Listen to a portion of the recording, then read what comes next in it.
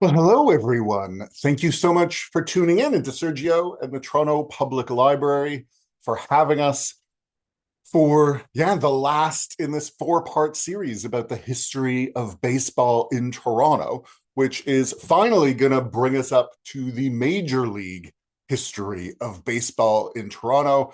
We're going to talk about our Blue Jays. Uh, the city is a city whose sports teams have, as you may have heard, been associated with a lot of curses over the years. There's the Barilko curse and the Hillman hex for the Maple Leafs hockey team. There's the Drake curse for the Raptors. But as I sort of started digging into the history of the Blue Jays and some of the stories behind some of my own earliest memories of following baseball in Toronto, I think there's actually a story of an overlooked curse that swirled around the Blue Jays in the 1980s that doesn't really get talked about or noticed very much. And I think whether or not you believe in the idea of these sports curses, it's one of the fun things about sports is that these events that play out on these big public stages, they can feel when the unexpected happens so much like magic. And it's so easy to convince yourself that what you're doing in the stands or at home on your couch or while you're in the car driving home from the cottage with the game on the radio, that all of this must be impacting what's happening on the field somehow. In fact, with the Jays season off to a bit of a rocky start, I'm going to try to marshal whatever good vibes I can. I'm wearing my dad's old 1990s vintage Jays hat. I've got my Jose Batista bat flip bobblehead on the mantle behind me.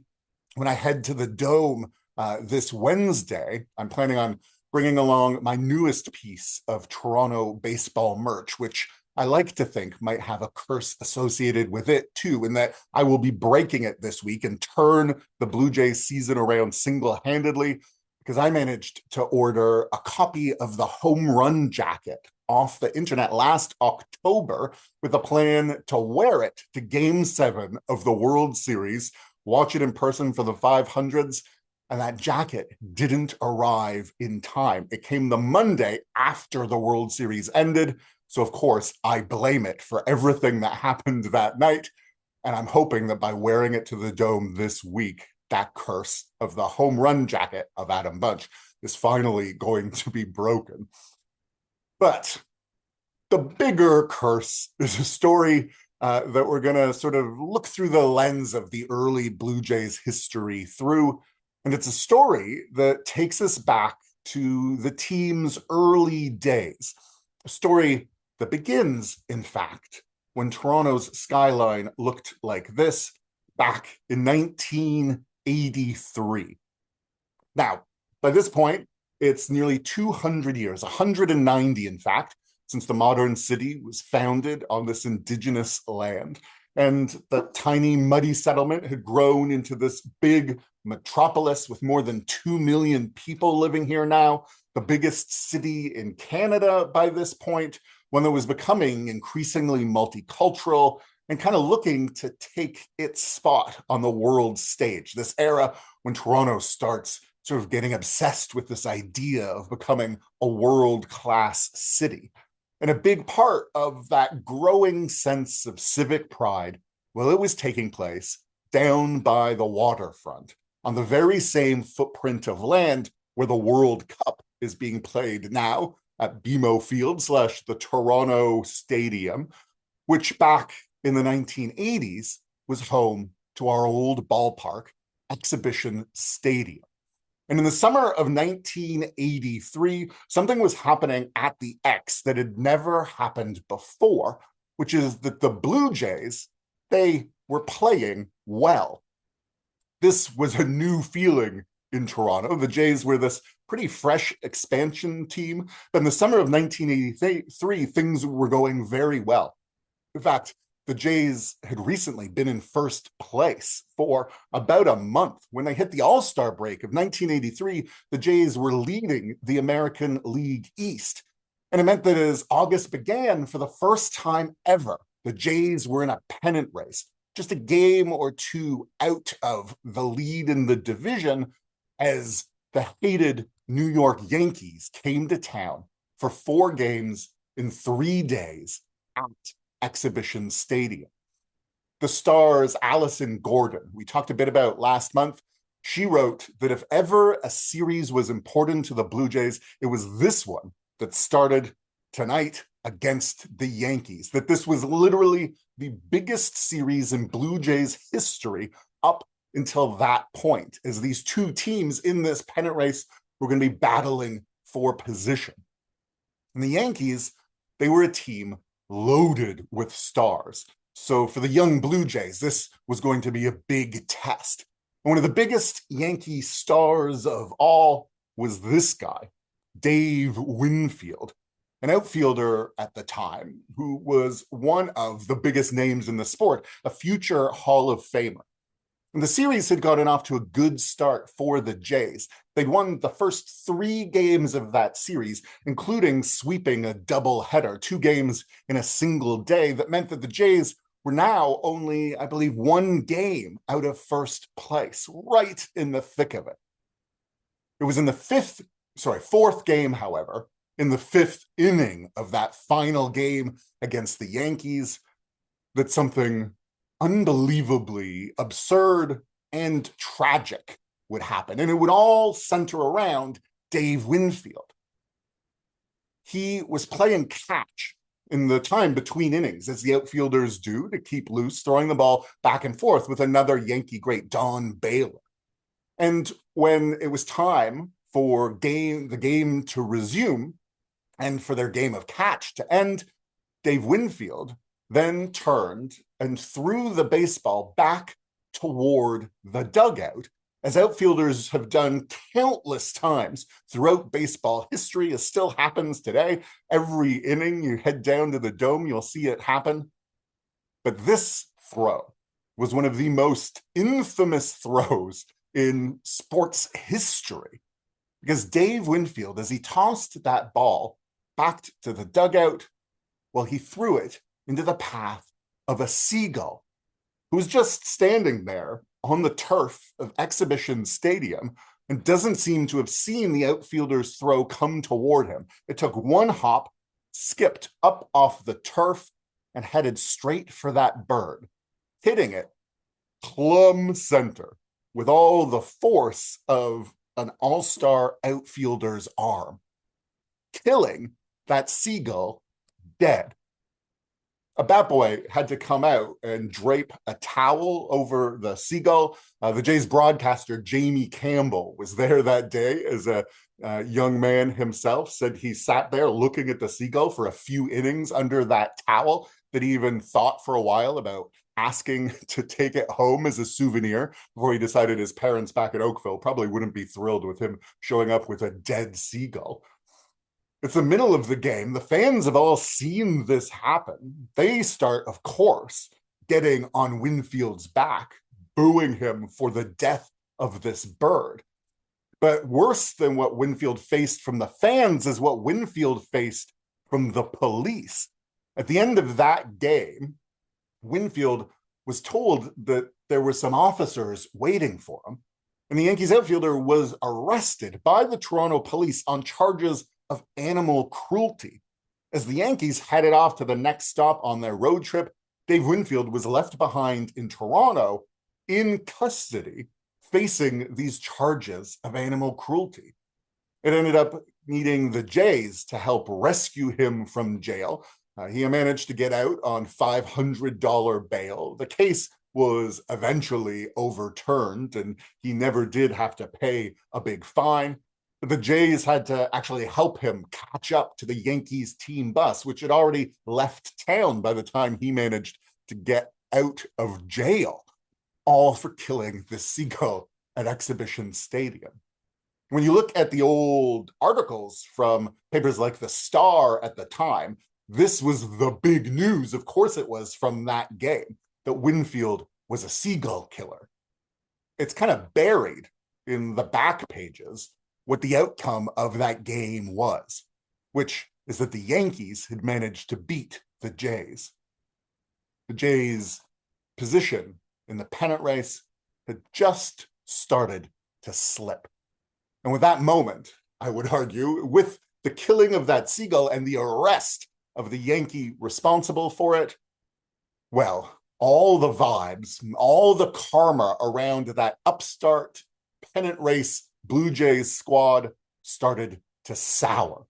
And so this moment, I think, gives us an unusual lens through which to look at the early history of our major league team, which is what we're going to do for the next hour and a little bit as we talk about the birth of the Blue Jays and the curse of the Seagull.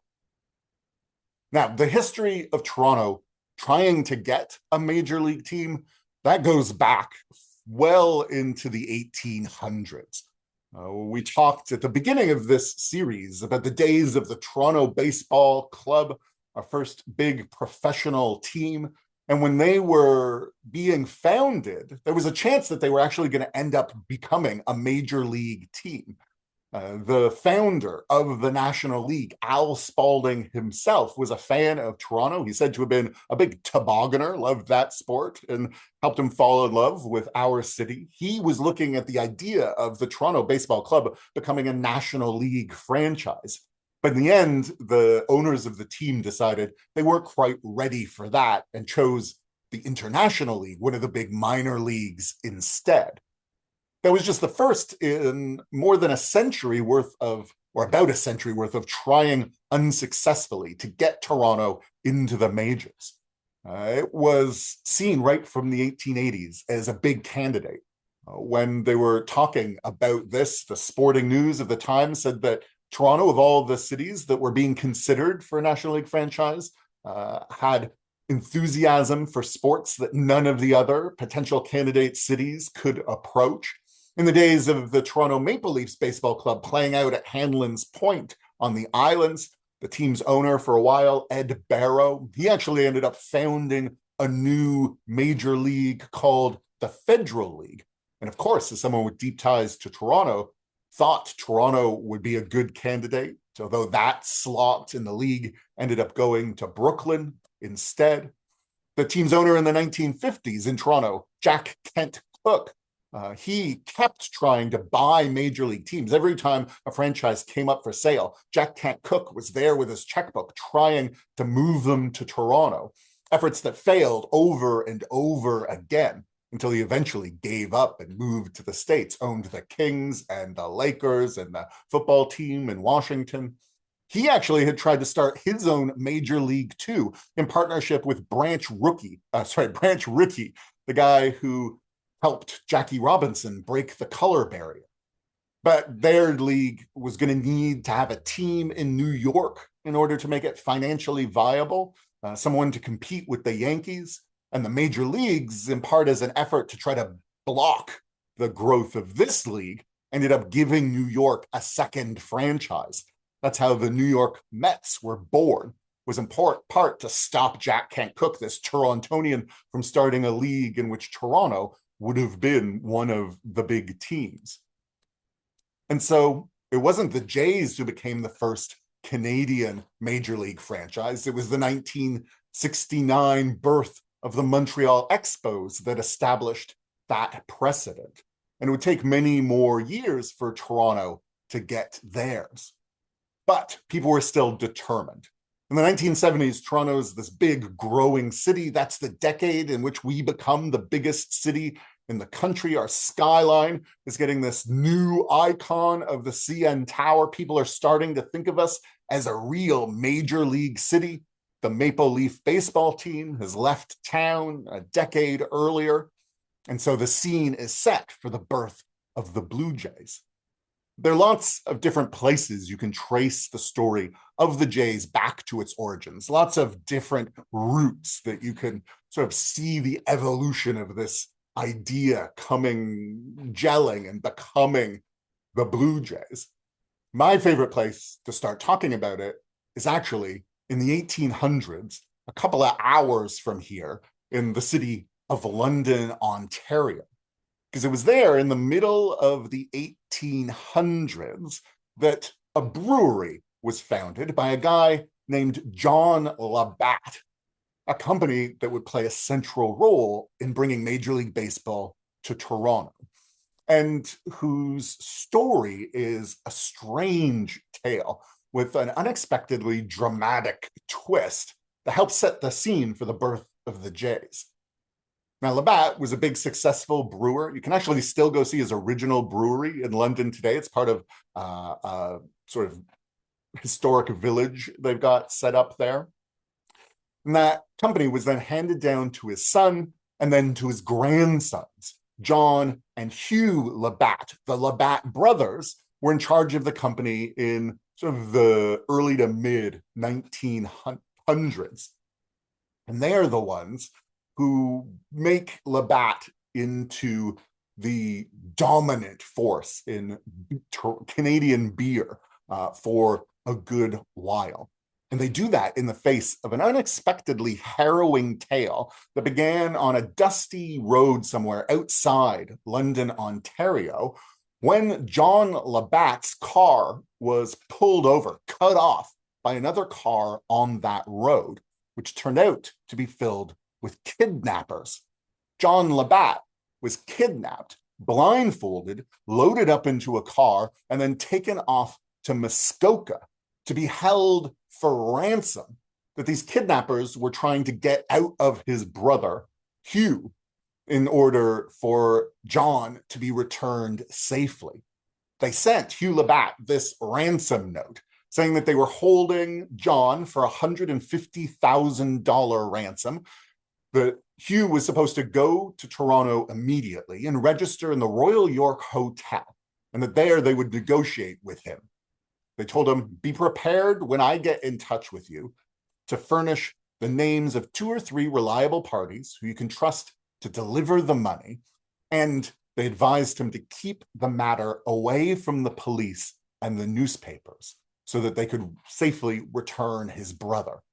You will know me, the note ended, as 3-fingered Abe. It's actually my favorite little detail from this story is that this kidnapper who was using this alias of 3-fingered Abe, he actually had all of his fingers at the time he sent this ransom note, but many years after the kidnapping would be involved in a shooting with police, which blew off one of his fingers, leaving him with just 3. 3-fingered Abe would become 3-fingered much later in his life. You can imagine how upsetting it was for Hugh to receive this ransom note, and he ended up heading to the Royal York Hotel as the note demanded. But he doesn't seem to have done a particularly good job of keeping this news secret.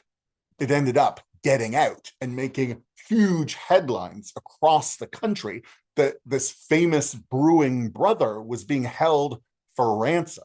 And so the Royal York Hotel was turned into something of a circus. And with this case now making such big splashes on the front page, the kidnappers decided that the whole thing wasn't worth it anymore.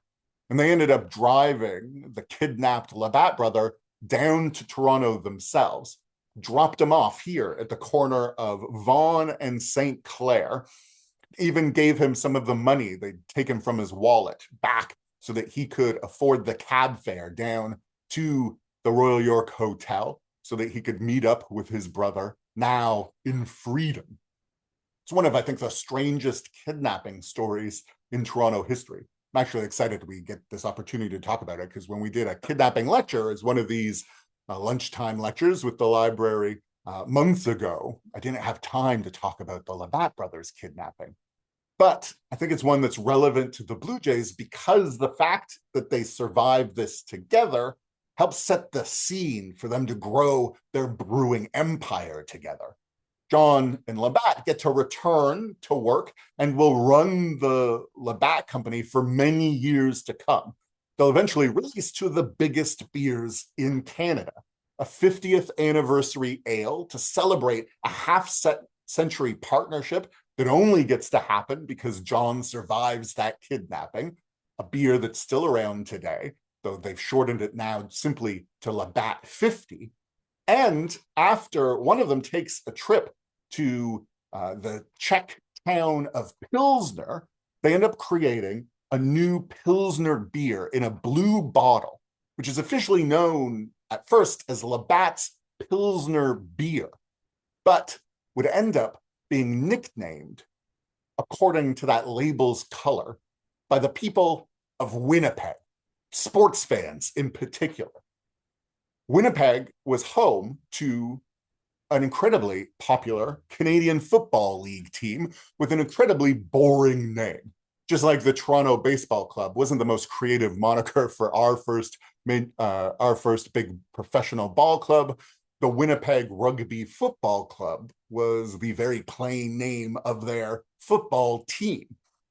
But this Winnipeg football team, they wore blue jerseys, which caused a local sports writer, this guy Vince Lee, to nickname them the Blue Bombers. And so the fans of the team referred to them sort of informally as the Blue Bombers. And since they were the Blue Bombers and they wore blue uniforms, this new Labatt beer in this blue labeled bottle, well, it kind of became the unofficial beer of that community. And they started just calling it Blue. Labatt's loved this. They were now suddenly getting all these new customers, and it was helping them deal with a big problem they had at the time, which is that Canadians didn't know that Labatt was a Canadian company. When they were asked, most people thought it was owned by the American Schlitz Brewing Company or maybe Pall Mall cigarettes from the UK. People didn't realize it was Canadian, but this association with the Winnipeg Football Club helped sort of cement that connection in people's minds. And so Labatt decided this was a way to let Canadians know that it was a Canadian brand, was by getting really involved in sports. They became one of the big sponsors of the CFL, and that went so well, they decided they wanted to be the brand that would bring Major League Baseball to Toronto. And so Labatt's teams up with some other big Torontonian interests like CIBC and the Globe and Mail to try to land a Major League club for the city. Just like Jack Can't Cook before them, every time a city team's up for sale, Torontonians are there looking to move them north. For a while, it looks, for instance, like the Athletics might move here. But once again, it keeps falling through over and over again. Most famously, when it looks like they're going to buy the San Francisco Giants and move them to TO. In fact, the sale looks like it's gone through. Everyone in Toronto thinks the Giants are coming here. The Star's publishing articles assessing the Giants lineup and how they might start winning as soon as they arrive in the city. The whole thing's just killed at the very last moment by the mayor of San Francisco, who moves in to end that deal. The same mayor, incidentally, who just a couple of years later will end up being assassinated at the same time as that famous gay icon of San Francisco, Harvey Milk. The same day at City Hall, the mayor was killed as well. The mayor who saved the Giants for San Francisco and took them away from Toronto. And so instead of moving an existing team here, we would end up getting our own fresh, new expansion franchise with that leadership group of Labatt and CIBC and the Globe and Mail. At first, it looked like we were going to end up becoming a National League club, just like the Expos. But in the end, it turned out that we would become an American League team. And that dream the Torontonians had had for nearly a century at this point would finally come true. Toronto would finally be a major league city. There was famously a big public competition to name the team. You could cut out a little square out of the paper. My great uncle Jack was one of the ones who sent in a suggestion. And a lot of those suggestions, they had a common theme. There were all sorts of names proposed, everything from the Toronto Towers to the Toronto Trilliums, the Toronto Godfreys, named after Paul Godfrey, or the Orangemen, recognition of that deep Protestant anti-Catholic group that had run Toronto for a century or more. The Toronto Titanics were one suggestion, which seems like a terrible idea to me. But many of the suggestions had this common theme, this common color, because they knew perfectly well who one of the big forces behind this franchise was. And so name after name, as part of this suggested sort of list of competitors, had that common theme of blue.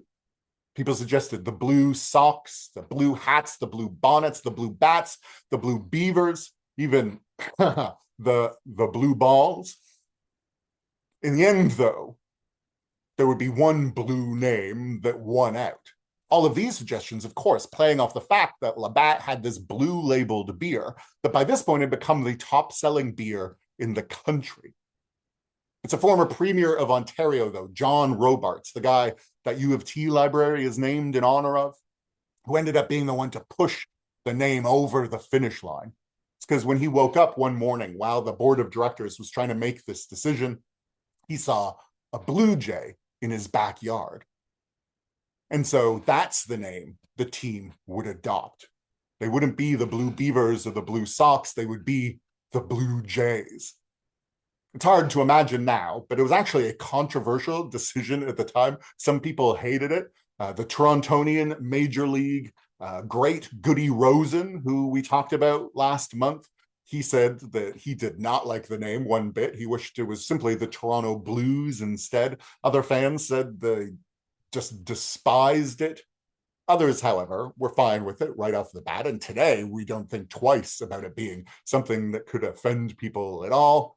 The Toronto Blue Jays were born, a name that they got because of this unlikely series of events, this series of dominoes that starts falling with those kidnappers on that dusty road outside London back in the 1930s. These Blue Jays, however, they would need a home. And for that, we turned to one of the most historic public places in the city. The CNE's roots go all the way back to the 1870s in an agricultural fair. And there was a grandstand built on the exhibition grounds right from the late 1800s. On this spot, a whole series of grandstands, in fact, would be built. They had a habit, the old wooden ones, of burning down. And so the grandstand got bigger and bigger through the 1800s and early 1900s, the scene of everything from beauty pageants to cow parades to auto polo matches where people tried to hit balls with mallets while cars rode around in front of this grandstand. Eventually, they built one that wouldn't burn down, the fourth grandstand from the 1940s. It would become the central sporting venue in the city. At first, just one bank of seats, as you can see here, with a racetrack and midfield out in front of it. But they'd eventually add a second set of bleachers facing this one, which would help make it a home for the Toronto Argos football team. And when the Jays were being born, one of the big things they needed was a Major League Baseball stadium. And so they turned their eyes toward the CNE and decided to try to change this old cow parade, newfangled, twisted into a football stadium into now an even more makeshift baseball stadium by just adding a bit more seating between those two grandstands. It was still a shape that was not very conducive to baseball at all. You can see here how a lot of the seats are just off past the outfield walls into the distance. It was actually right in those faraway seats down the first base line that I have my earliest memories of a Blue Jay game, sitting out in those bleachers with a game happening off in the distance somewhere, since we were in the seats meant more for football than for baseball.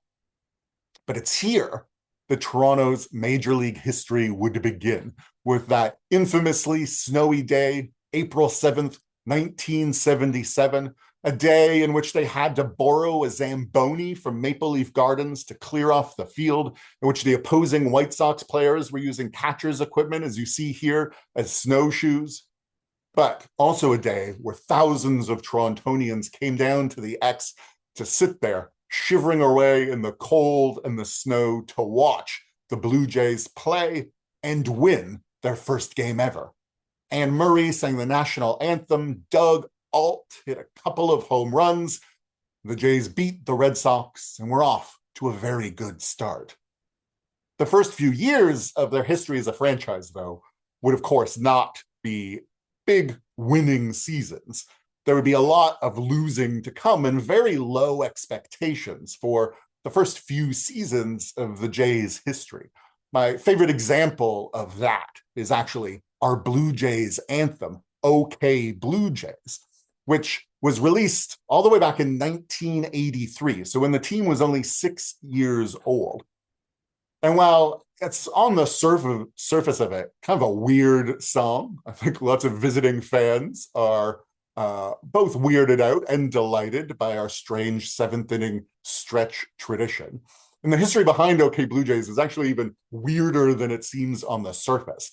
It was performed by a guy who was best known as a former pirate radio DJ from the UK. He used to operate an illegal pirate radio station in a boat off the coast of the UK, outside the waters in which the law applied. So literally performed by a pirate. The music was co-written by the guy who did the music for the movie The Passion of the Christ. I think it's one of the strangest facts, probably in all of Toronto history, never mind the Jays history, that OK Blue Jays is a collaboration between a pirate and the guy who did the music for The Passion of the Christ. But it was a big hit right off the bat, so to speak. Certified gold in 3 years. The version we stretch to today is a remix from 2003 by a guy who's worked with everyone from Selena Gomez and Ariana Grande to the Backstreet Boys. My favorite thing about it, though, is that the story behind why it's called OK Blue Jays is that the team's first employee and future president, Paul Beeston, didn't want people's expectations getting out of hand. He wanted the anthem to be called OK Blue Jays because that's what we could expect from our team for a while, for the Blue Jays to just be okay. But it's 1983 when the song comes out. This is that summer where the Jays are suddenly doing unexpectedly well. And the vibes down at Exhibition Stadium, they're starting to build in a very positive direction.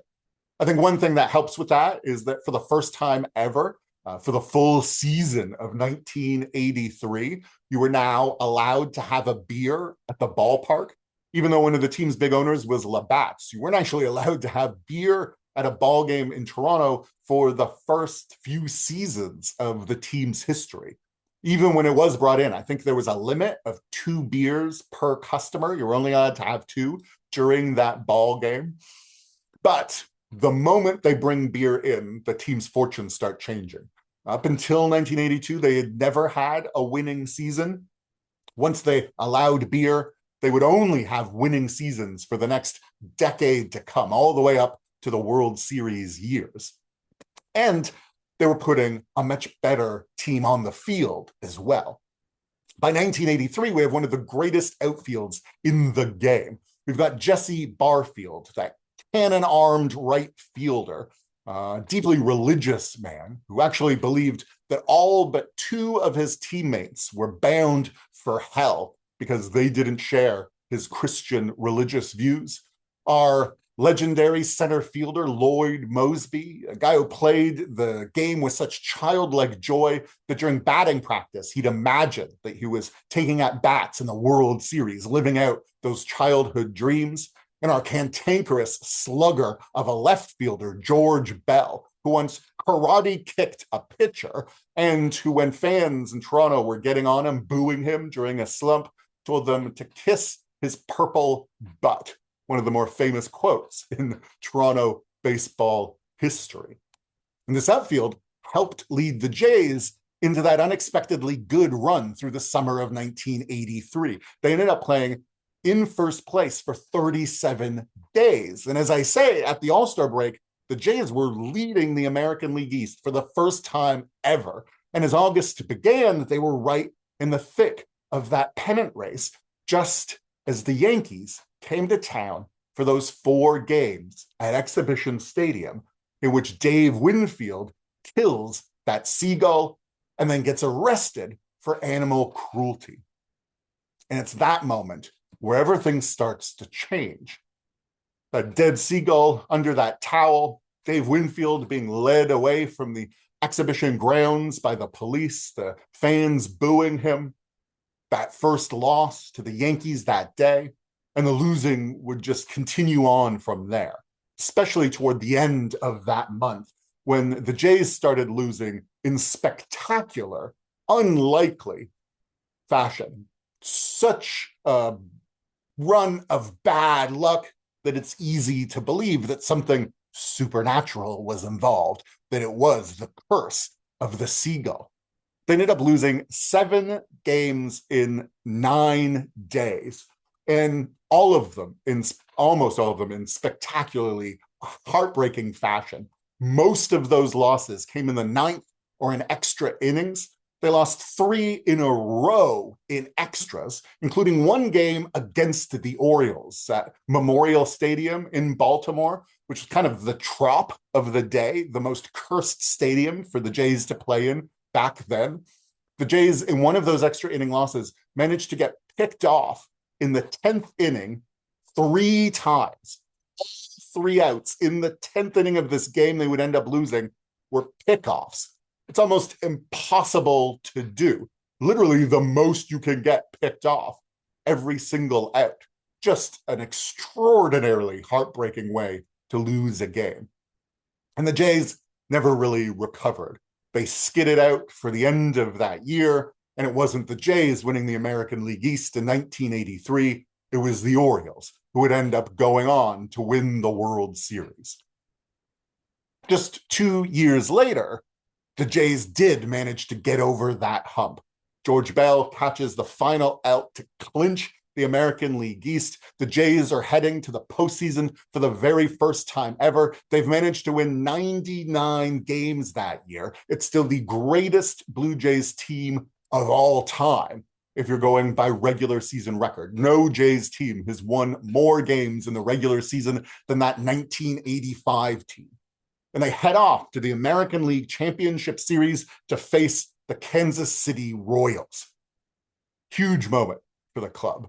And it looks like they're headed toward the World Series. They go up 3-1 against the Royals and their Hall of Famer, George Brett.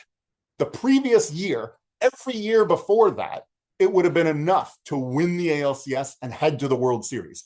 It was a best of 5 up until 1985. So those 3 wins would have had them World Series bound right up until this year, when for the first time ever, it's changed to a best of 7. And so the Jays need to win one more game, a 4th win against the Royals in order to go to the series, but they just can't get it. They end up losing the next 3 games, the first baseball team to ever do it, I believe, certainly in the ALCS, since it had only been a best of 5 before then. The Jays managed to do what felt nearly impossible and blow it at the last minute. And for many years to come, the Jays are going to have trouble getting over that hump.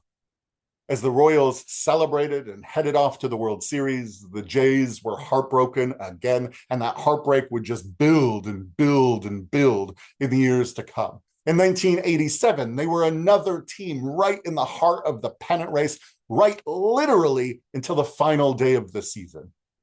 If you're old enough to remember 1987, then I need to give you a trigger warning. I won't blame you if you mute me for the next few minutes because of how heartbreaking and absurd 1987 was. They headed into the final week of that year right in first place. It's the year that they get an MVP performance out of George Bell, the first Blue Jay to ever win that award. They are stacked with talent, poised to win. But there are signs that something strange might be going on with the team. I believe it's that August that one of the Jays' outfielders goes missing. Rick Leach just disappears.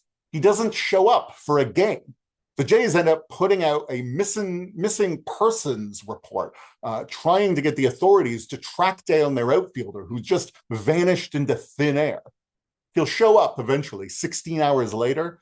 He had sort of just gone AWOL after a big fight with his wife. But very strange events and very iffy vibes that maybe were a bit of a foreshadowing of what was to come. The Blue Jays would head into the last week in first place, but that week would be plagued with disaster. Most famously, this moment out at second base at the exhibition stadium when the Tigers were in town.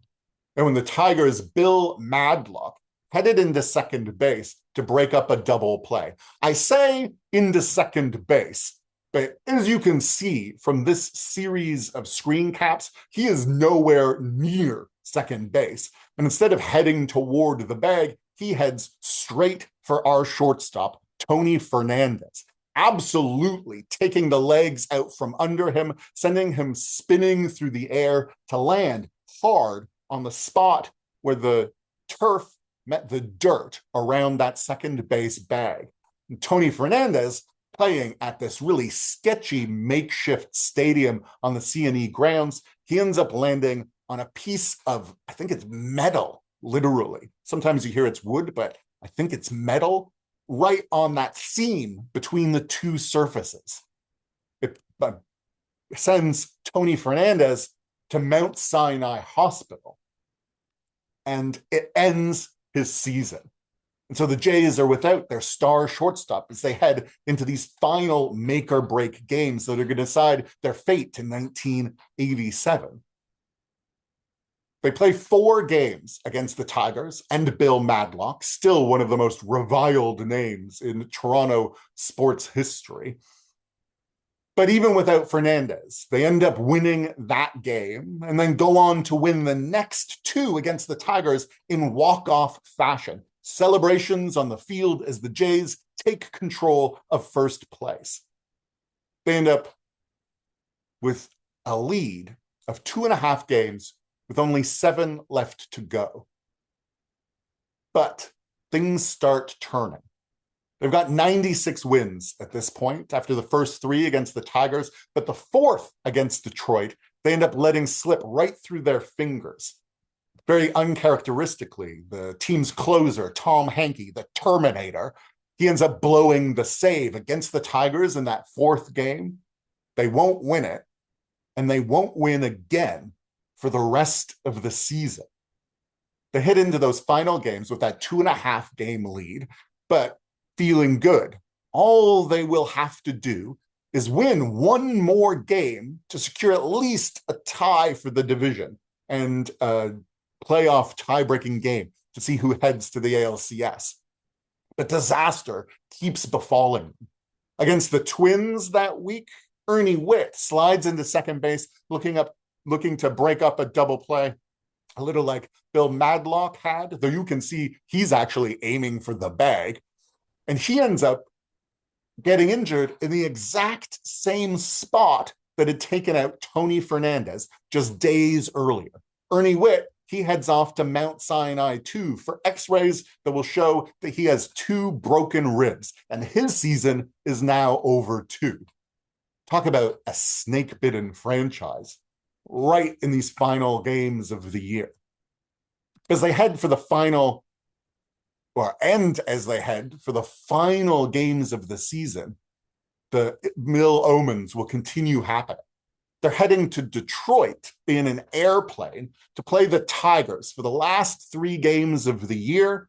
Lloyd Mosby's looking out the window and sees it happen. That plane flies into a flock of Canada geese. One of the engines bursts into flames in the sky. The plane ends up having to make an emergency landing. Apparently, the whole team goes quiet. It's an incredibly serious situation. They're afraid that this plane is going to fall out of the sky. It manages to limp back to Toronto, but they've only just barely made it out alive, and now they're going to have to take a bus to Detroit instead of that plane, with the vibes looking incredibly strange and incredibly low. Still, all they need to do is win 1 game out of 3 against the Tigers, and it'll secure them at least a tie for first place. The first game's a real nail-biter, played at Tigers Stadium on Michigan Avenue on Detroit, where the team's manager is an old Toronto friend, Sparky Anderson, legendary manager who had gotten his start as a skipper in Toronto, managing the Toronto Maple Leafs minor league team. The first game is a real squeaker. The Tigers just managed to take it 4-3. Still, 2 games left. All the Jays need to do is win one of them. If they win both, they get first place.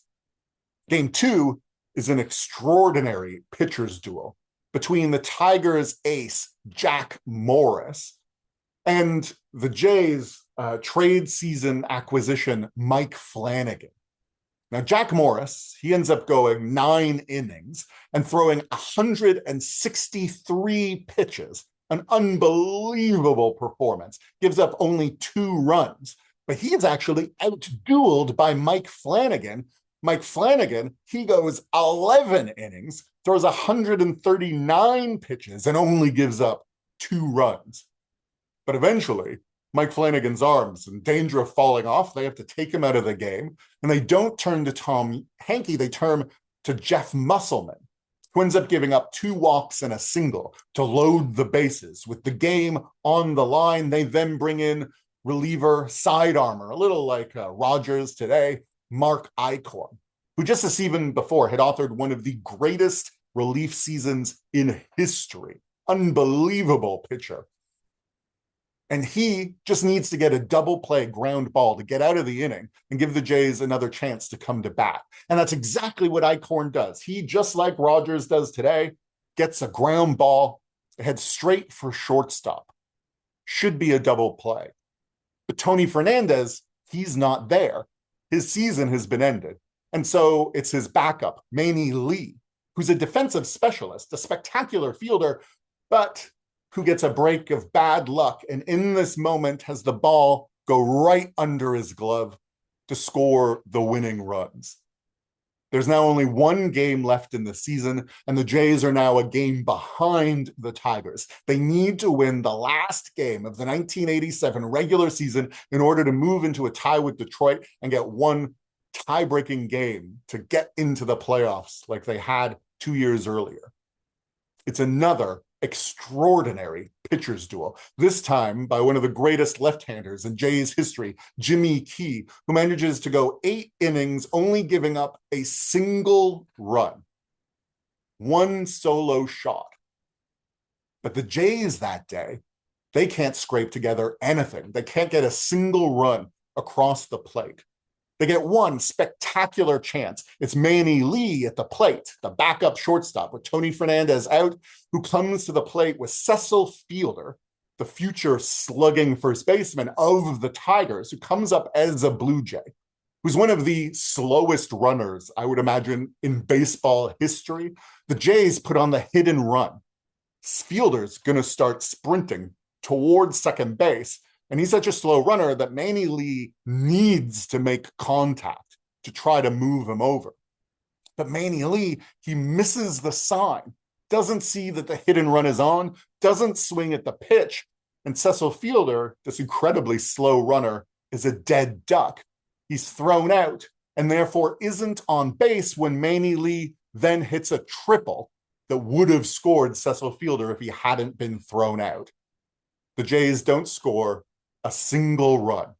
They lose that game 1-0. Their lead is gone. They finish 2 games behind the Tigers, and the 1987 ends in what the Star calls total collapse. One of the most heartbreaking moments in a franchise's history that has provided us with 1 or 2 over the years. And they keep coming in the years that followed.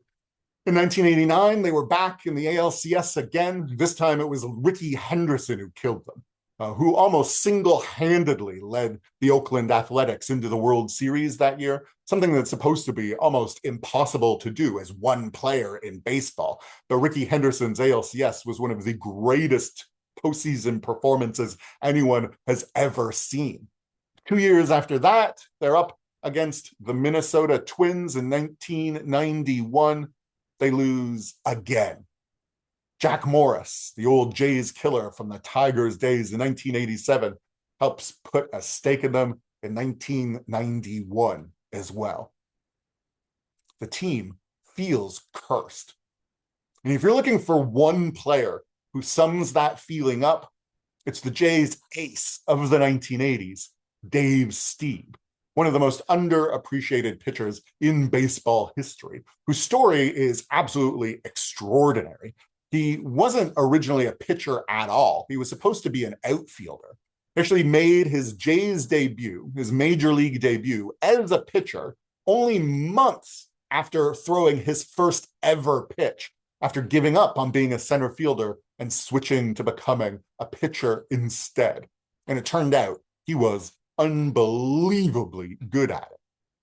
Most baseball historians think that Dave Stieb is the single greatest pitcher of that entire decade of the 1980s. He's the Jays' leader in all sorts of statistics: starts, wins, strikeouts, complete games, shutouts, all-star appearances. It's all Dave Stieb. He was, however, also a little difficult to be around. Allison Gordon called him a chore and a spoiled brat. And so some have suggested that his spectacular run of bad luck, the fact that Dave Stieb seemed to be one of the most cursed ball players in the history of the sport, might have been a bit of karma for his attitude on the mound, in the clubhouse, with teammates, in the media, someone who wouldn't hesitate to call out a teammate for a mistake on the field or to kick it off with media in the clubhouse. Not one of the gentlest and kindest men to ever play for the Jays. And someone who really summed up just how cursed the Jays felt through most of the 1980s. The run of bad luck Dave Stieb had, even while at the top of his game, at the top of the sport, it's hard to even wrap your head around. It starts in the early 1980s when he starts taking no-hitters into the late innings of ball games, into the seventh and beyond. In 1982 and 1983, that's something that many pitchers never get to do in their whole careers, take a no-hitter into the seventh. But for Dave Stieb, that's so unremarkable compared to his later heartbreak that I don't even have room for those games on this timeline. The real run of bad luck starts in 1985, when for the first time, Dave Stieb takes a no-hitter into the ninth inning. He's just those 3 outs away. Again, something most pitchers never do, but it's not going to happen. Stieb immediately gives up back-to-back home runs against 2 of the lightest hitters in the league. One guy with a grand total of 15 career home runs, and the second home run, a guy who had 1 career home run. Just unbelievable bad luck and heartbreak, losing that no-hitter in that spectacular fashion. 3 years later, in 1988, though, Dave Stieb does it again. He heads into the ninth inning with that no-hitter going. He manages to get 2 outs and then 2 strikes. He's now just 1 pitch away from becoming the first Jays hurler in history to throw a no-hitter, but then that no-hitter is broken up. I think it's this one where the ball hits the seam between the cutouts of the field and takes one of the worst bounces you have ever seen, heads straight up into the air over the head of Manny Lee playing second base to end up in the outfield. Unbelievable, absurd bad luck. Again, it's something that most pitchers never get to experience, getting that close. Something that when it happens to you, it must feel like will never happen again. You'll never get another chance to be that close to a no-hitter ever again in your life. But Dave Stieb, he's so good that the very next time he pitches, the very next week, just 6 days later, he does it again. No-hitter into the ninth, 2 outs, 2 strikes, 1 strike away from doing what he couldn't do his previous start. And it happens again. This time, it's a little blooper into the outfield that breaks it up. Dave Stieb's lost it again. There's an incredible documentary about Dave Stieb you can find on YouTube. If you search his name, is one of the better baseball pieces you will ever watch. I highly recommend it. They did the math of how unlikely it is to have had this happen this way in back-to-back games to get this close. They figure the odds are about 241 million to 1 that this would happen. I've done the math about how many games there are in a season, how many teams, how many seasons it would take for you to expect that 241 million to 1 chance of taking place. By my math, the next time we can expect this to happen to a pitcher will be in about the year 12,000. This is something you'd expect to happen once every 10,000 years. If Major League Baseball's history stretched back to the end of the last ice age, you would expect this to have happened one time in all of those thousands of years, and it happened to Dave Stieb in 1988. And his suffering wasn't over after that. The very next year, on the 6th anniversary of Dave Winfield killing that Seagull at the X, he takes a perfect game into the 9th inning, gets 2 outs, and has it broken up as well. It is staggering to wrap your head around. The kind of thing that when it happens on the field makes us feel as if something supernatural must be going on, as if some sort of curse must have befallen Stieb. But as Dave Stieb put it, after that second no-hitter in a row was broken up, it didn't feel like it was just happening to him. He told the press it was the story of our team, that this is what the Blue Jays felt like as a franchise through the late 1980s, that the whole team seemed to be cursed in this fashion. It's easy to believe it's Winfield killing that Seagull and then being arrested by the Toronto police. By the end of the decade, though, things have started to change. The city's decided that they are sick of rain delays and miserable weather at the CNE, and that we need a new stadium of a new kind with a new-fangled, fancy roof. And so construction on the Skydome begins in the 1980s, and before the decade's over, the new building will open. It's easy today to forget just how awe-inspiring the Skydome was when it first opened. In particular, it was seen as one of the wonders of the world, a marvel of modern engineering, with this spectacular, groundbreaking, retractable roof that meant that the Blue Jays would no longer have to play outdoors in bad weather, but could play outdoors in good weather whenever they liked.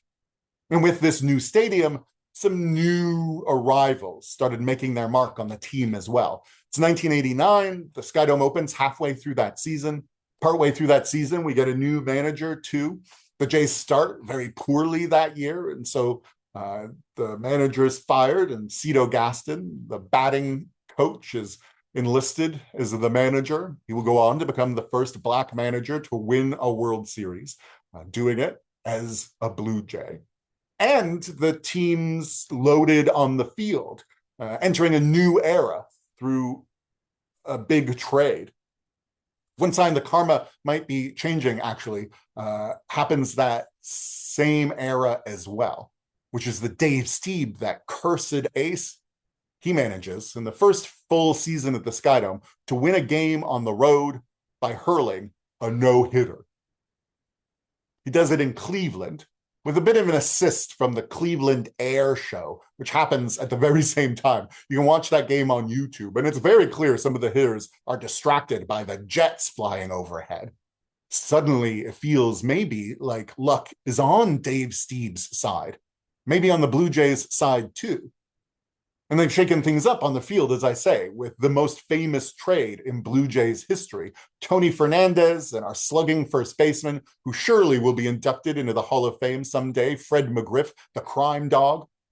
They are traded to the Padres in an absolute blockbuster, getting back Roberto Alomar, who will later live in infamy, and Joe Carter, who will become maybe the all-time Jays icon. Heading into the 1992 season, the Jays have even decided to sign some old Blue Jay killers. Jack Morris will now be a Blue Jay, so he can't beat us playing for the Tigers or the Twins.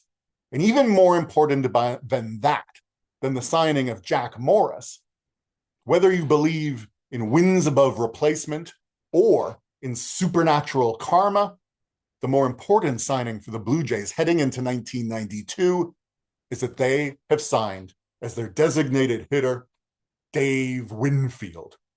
The old Seagull killer of Exhibition Stadium will now be wearing Blue Jays blue, helping to lead the Jays to the playoffs yet again, into the ALCS, looking to get over that hump that they've failed to get over year after year after year. As they head into the postseason, the Jays are celebrating, some of them appropriately enough, with a little of that Labatt beer that had been banned at Exhibition Stadium for the team's first 5 years. But heading through the ALCS, things still feel a little cursed. One place you probably want to stay away from, if you're a Blue Jay in 1992, is this place. The Leafs, after all, are a franchise that know a lot about curses. But on the eve of the ALCS, the two former Padres, the two stars of that trade, Alomar and Carter, head to Maple Leaf Gardens to take in the first Leaf game of the season.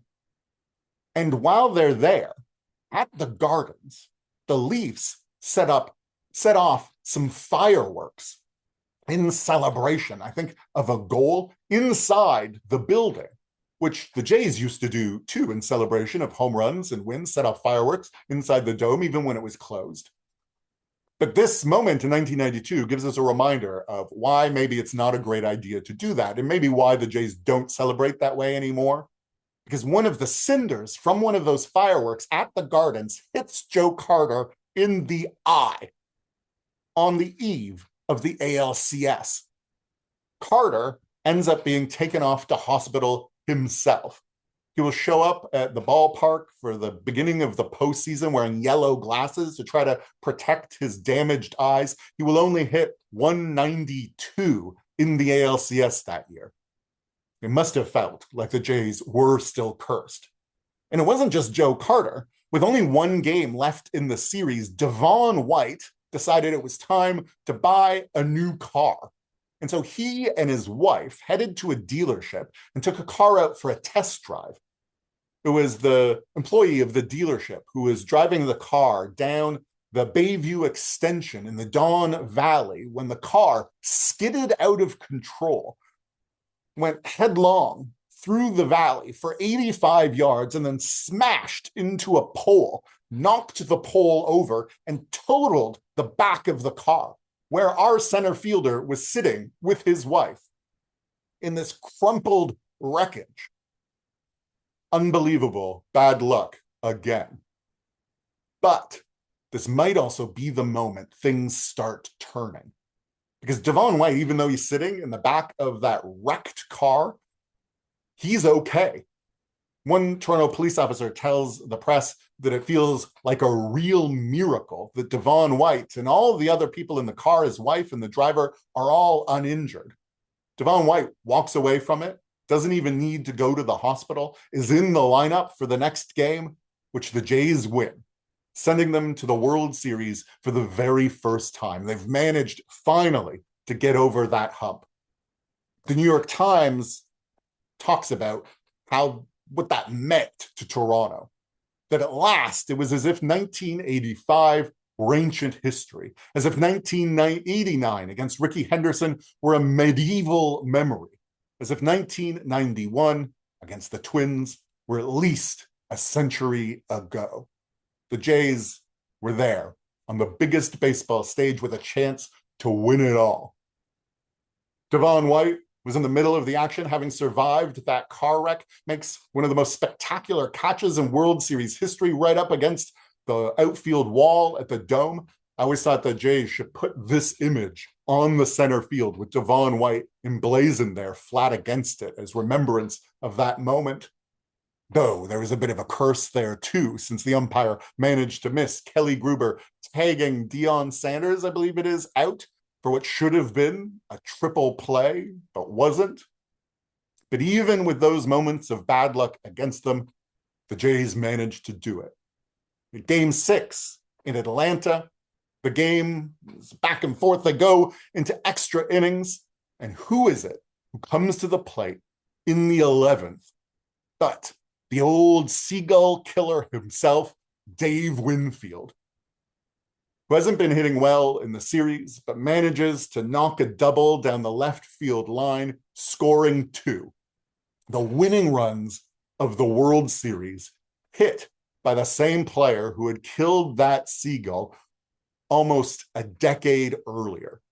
It's Dave Winfield who wins the Blue Jays our first World Series, and the celebration on the field can begin, with Joe Carter, of course, catching that ball at first base to record that final out at the top of the pile as the team celebrates, and his fans back home in Toronto flood the streets. Huge throngs of people on Yonge Street, the parade that followed. But as those celebrations ended and the crowds headed home, people, of course, started thinking of the future. Would the Blue Jays be able to do this again? They had become the first Canadian team to win the World Series, but people wanted more. They wanted a repeat. And it wouldn't be easy. Lots of the Jays' star players wouldn't be back for 1993. A lot of the linchpins of that World Series winning squad were free agents. David Cohn, their deadline acquisition. Dave Winfield himself wouldn't be back. Jimmy Key, one of the celebrated icons of the team. Tom Hankey, the Terminator, that closer, all of them free agents. And most of them wouldn't be back. In fact, none of those 4 would be.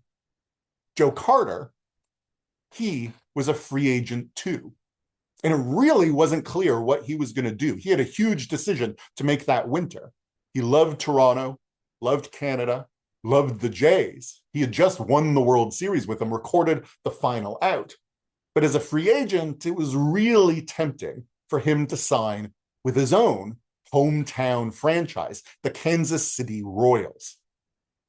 The Royals were the team that had beat the Jays in 1985, and the team's owner, Ewing Kauffman, the guy who the stadium there is named in honor of, he was right at the end of his life. In fact, it would turn out he only had months left to live at this point. He was really hoping to win a World Series before he passed away. And so he was willing to give Joe Carter more money than the Jays were, and to agree to every other clause in his contract that Carter wanted in order to lure him back to his hometown Royals. Joe Carter was incredibly tempted, incredibly torn over this decision. Years later, he would say, when asked how close he came to signing with the Royals, he'd say, this close, holding his thumb and finger just about an inch apart. He almost did it, right up until the point where he had a dream, a prophetic dream. One night, in the middle of making this life-changing decision, Joe Carter dreamed that he was walking through Toronto at night. And in that darkness, he came upon the Skydome with all the lights off. In this dream, Joe Carter wasn't alone. Devon White was right there next to him, just as Devon White always was when they played in the outfield together, in right and in center. And as they came upon the darkened dome, the lights suddenly all came on. And in huge glowing letters, it said, "Welcome to the Skydome." That dream seemed perhaps to be a sign of what decision Joe Carter should make. And when he woke up from that dream, what happened next cemented that feeling.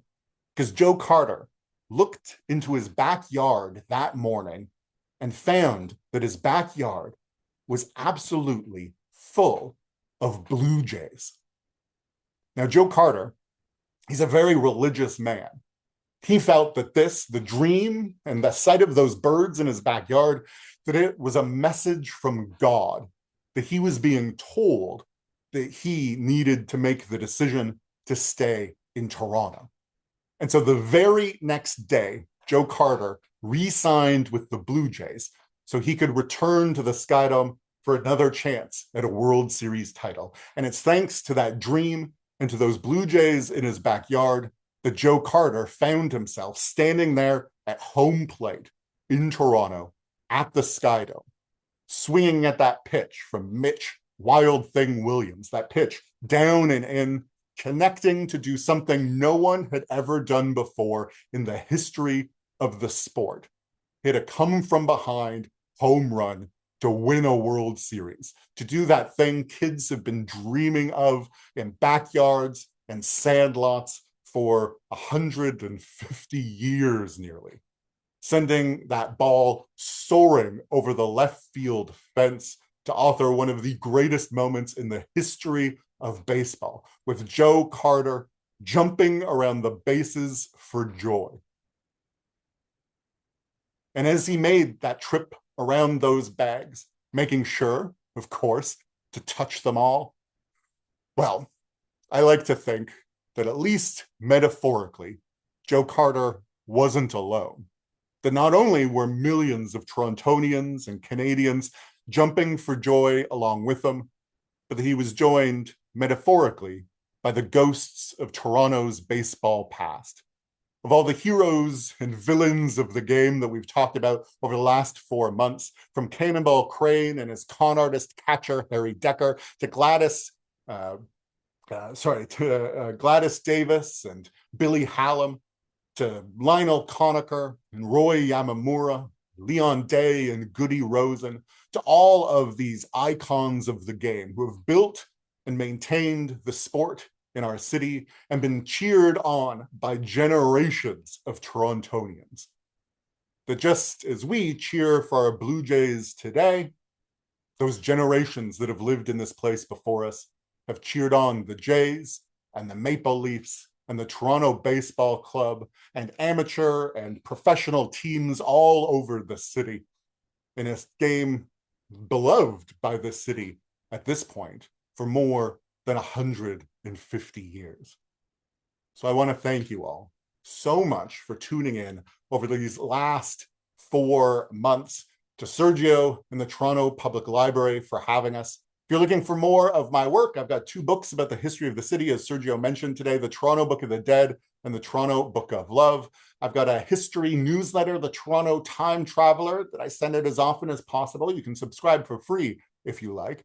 I write about the history of the city, put event listings and heritage news in there as well. It's the best place to follow everything I'm up to. I try to send it out as often as possible to let you know about upcoming walking tours and talks and everything else I get up to. I'm also the host of the Canadiana documentary series that you'll find on YouTube, filled with stories we filmed all over the country. All you have to do is search Canadiana on YouTube and you'll find it there for free.